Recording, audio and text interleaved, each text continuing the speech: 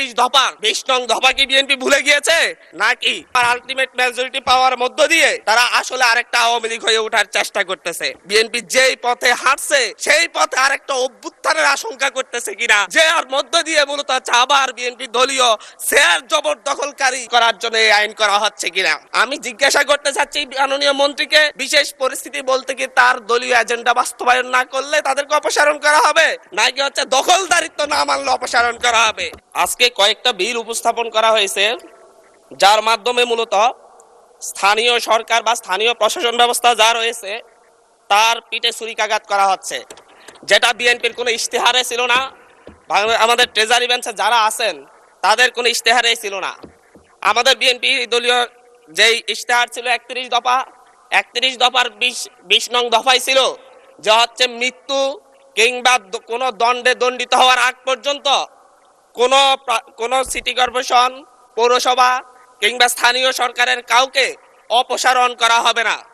আমি বলছি বিএনপির এই 31 দফার 20 নং দফা কি বিএনপি ভুলে গিয়েছে নাকি মেজরিটি পাওয়ার আলটিমেট মেজরিটি পাওয়ার মধ্য দিয়ে তারা আসলে আরেকটা আওয়ামী লীগ হয়ে ওঠার চেষ্টা করতেছে? মাননীয় স্পিকার, এই বিলে বলা হয়েছে বিশেষ পরিস্থিতিতে বা জনগণের আশাকাঙ্ক্ষা বিশেষ পরিস্থিতি কিংবা 32 কয়ে বলা হয়েছে বিশেষ পরিস্থিতি অত্যাবশ্যক বিবেচনা করিলে বা জনস্বার্থে যে কোনো বা সকল পৌরসভার মেয়র বা কাউন্সিলরগণকে অপসারণ করিতে পারিবে। এই জায়গায় আমি বলতে চাচ্ছি মাননীয় স্পিকার, বিশেষ পরিস্থিতি বলতে কোনটি?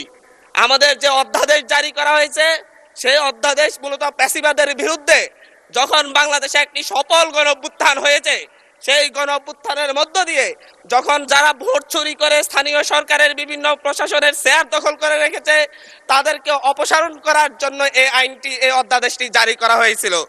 বিএনপি কি বর্তমান সরকার কি বিশেষ পরিস্থিতিতে বলতে আগামীতে বিএনপি যেই পথে হাঁটছে সেই পথে আরেকটা অভ্যুত্থানের আশঙ্কা করতেছে কিনা, যে আর মধ্য দিয়ে মূলত আবার বিএনপি দলীয় শেয়ার জবরদখলকারী যে প্রার্থীরা থাকবে তাদেরকে অপসারণ করার জন্য এই আইন করা হচ্ছে কিনা। আমি জানি না আসলে বিশেষ পরিস্থিতি বলতে কোন বিশেষ পরিস্থিতিকে বোঝানো হচ্ছে এই আইনে। এটা একটি কালো আইন হিসাবে বাংলাদেশের গণতান্ত্রিক ইতিহাসে সবচেয়ে একটি কালো আইন হিসেবে থাকবে। আমি জিজ্ঞাসা করতে চাচ্ছি মাননীয় মন্ত্রীকে, বিশেষ পরিস্থিতি বলতে কি তার দলীয় এজেন্ডা বাস্তবায়ন না করলে তাদেরকে অপসারণ করা হবে, নাকি দখলদারিত্ব না মানলে অপসারণ করা হবে, নাকি অবৈধ সুবিধা না দিলে অপসারণ করা হবে? এটা কোন সময়ে কোন বিশেষ পরিস্থিতিতে অপসারণ করা হবে তার সুনির্দিষ্ট কোনো ব্যাখ্যা নেই। এর মধ্য দিয়ে মূলত স্থানীয় নির্বাচন এবং গণতন্ত্রের পিঠে ছুরিকাঘাত করা হচ্ছে।